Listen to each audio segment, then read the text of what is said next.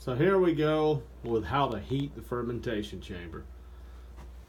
I'll be unplugging this. It's my humidity controller. That will be done later. What I did buy though is a plug and play humidity controller by Inkbird, an IHC 200, and my thermostat, plug and play thermostat,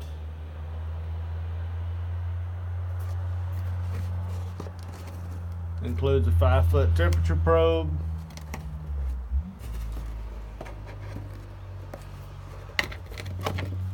and the instructions look like this.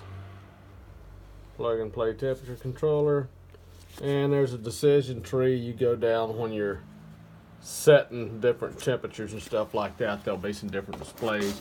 Right now it's an alarm because I've got my low temperature alarm set at 80 degrees. I'm going to see if I can heat it up to 85. The way this thing works is you have two outlets. You have a cooling and a heating circuit. The deep freeze is plugged to the cooling. Of course, my heater is plugged to this.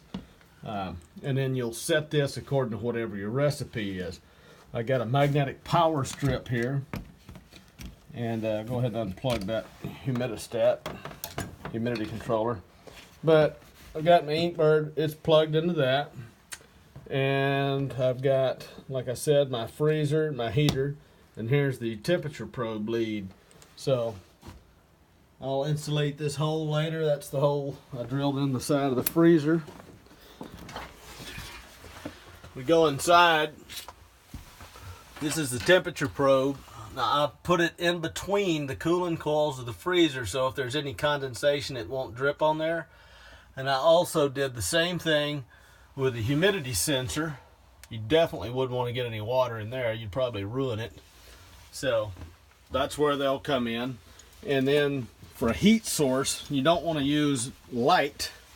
So I've got these infrared ceramic heat lamps.